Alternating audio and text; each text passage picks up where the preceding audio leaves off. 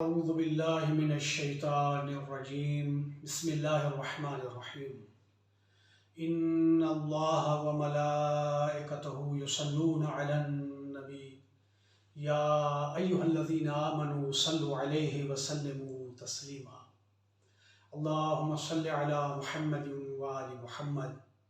ناظرین، آج کی ہماری مختصر گفتگو کا موضوع غیر شادی شدہ جوانان اپنے آپ کو گناہوں سے کیسے بچائیں۔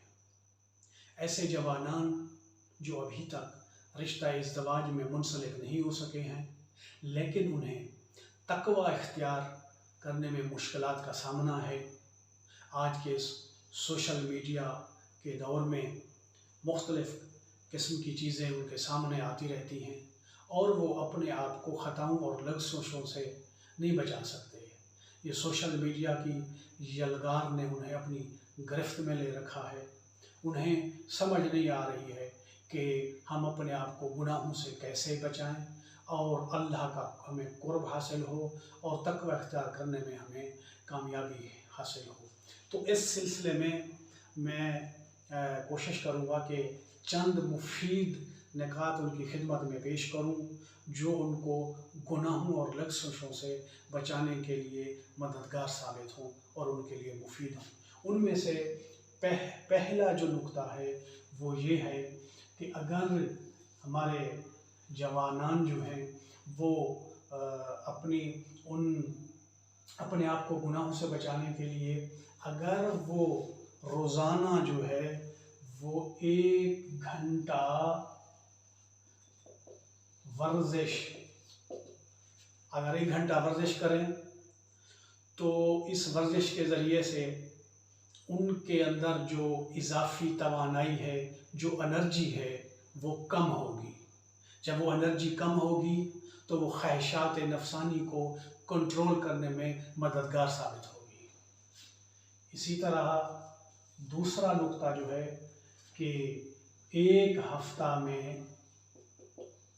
انہیں چاہیے کہ 2 روزے رکھیں۔ اگر 2 نہیں تو 1 روزہ ضرور رکھیں۔ اس روزہ رکھنے کی وجہ سے بھی جو ہے خواہشات نفسانی میں کو کنٹرول کرنے میں جو ہے وہ مدد حاصل ہوتی ہے۔ اسی طرح ہمارا جو تیسرا نکتہ ہے وہ یہ ہے کہ وہ اپنے خیالات پر کنٹرول کریں اور جنسی مسائل اور معاملات کو سوچنے سے پرہیز کریں۔ جنسی معاملات اور مسائل کو سوچنے سے پرہیز کریں تو یہ بھی ان کے لیے ایک مفید نکتہ ہے اور ان کے لیے مددگار ثابت ہو سکتا ہے۔ اور چوتھا نکتہ جو ہے وہ یہ ہے کہ وہ اپنی نگاہوں کی حفاظت کریں۔ اپنی نگاہوں کو نامحرموں کو دیکھنے سے وہ بچائیں۔ لہٰذا وہ اپنے جنس مخالف، چاہے وہ بچیاں ہیں یا بچے ہیں، وہ اپنی جنس مخالف کے چہروں کو نہ گھوریں اور ان کے بدن کی طرف زیادہ توجہ نہ دیا کریں۔ اسی طرح جو ہے وہ 5واں پوائنٹ یہ ہے کہ جو خواہشات نفسانی کو جو چیزیں ابھارتی ہیں جیسے فحش فلمیں ہیں یا فحش تصاویر ہیں، ان کو دیکھنے سے پرہیز کریں۔ ان کو اگر وہ نہ دیکھیں گے تو ان کا جو گناہوں کی طرف جو بڑھنے کا جو رجحان ہے وہ کم ہوگا۔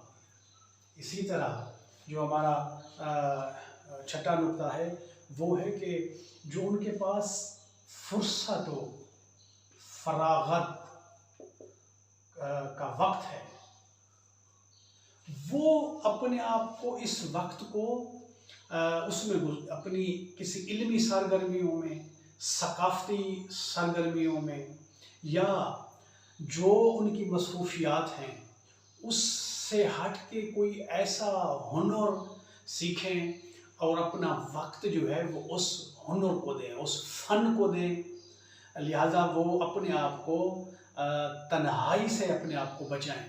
जब वो तन्हा होते हैं तो उनके ज़हनों में मुख्तलिफ़ किस्म के ख़यालात और वस्फ़ से पैदा होते हैं, जिसकी वजह से वो शैतानी तीरों का शिकार हो जाते हैं। लेकिन जब वो किसी हुनर में दिलचस्पी रखेंगे तो वो अपने उस काम में यानी वक्त देने की वजह से वो इस तरह अपने आप को गुनाहों से बचा सकेंगे। इसी तरह जो सातवां नुक्ता है वो ये है कि वो अपने दोस्तान यानी जो दोस्तों का इंतखाब है उसमें उन्हें दिक्कत करनी चाहिए। इसमें उनको तवज्जो करनी चाहिए कि हमारी दोस्ती जो है कैसे अफराद के साथ हो रही है। आया ये नेक हैं, अच्छे हैं, दीनदार हैं। फिर अगर उनका वास्ता जो है वो अच्छे और दीनदार लोगों से होगा तो उनके साथ इनकी इल्मी मबाहिस होंगी, अखलाकी बातें होंगी, कुरानी किसी मौज़ूआत पे वो उनसे इस्तिफ़ादा कर सकेंगे, किसी नुक्ता पर जो है वो उनकी तफसीर के बारे में जान सकेंगे, मारिफ़ अहले बैत को उनसे समझ सकेंगे। इसी तरह मसलन तारीख़ी मौज़ूआत हैं या मुख्तलिफ़ किस्म के जो मसाइल दरपेश हैं उसमें वो उनसे मदद ले सकते हैं। लिहाजा इस तरह हमारा जो आठवां जो हमारा जो इस नुक्ता है वो है कि हम हमारे नौजवानों को कोशिश करनी चाहिए कि नमाज को अव्वल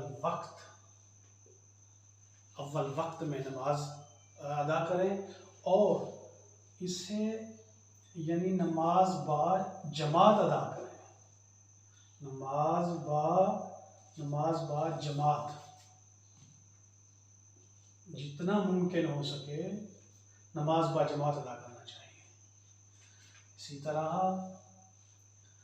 नवा जो हमारा नुक्ता है वो ये है कि नमाज फजर के बाद तिलावत कुरान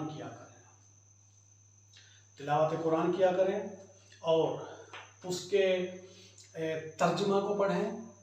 तर्जुमा के साथ साथ अपने ज़हन को फ़आल रखें और उनके बारे में तदब्बुर करें और सोचें और समझें, तफसीर का मुताला करें।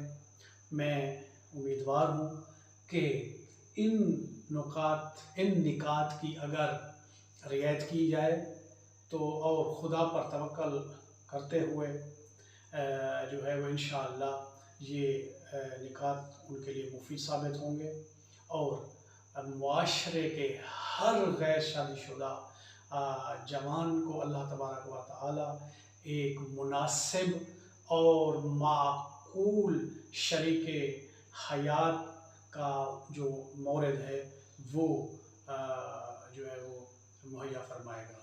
व आखिर दावाना अनिल हम्दुलिल्लाहि रब्बिल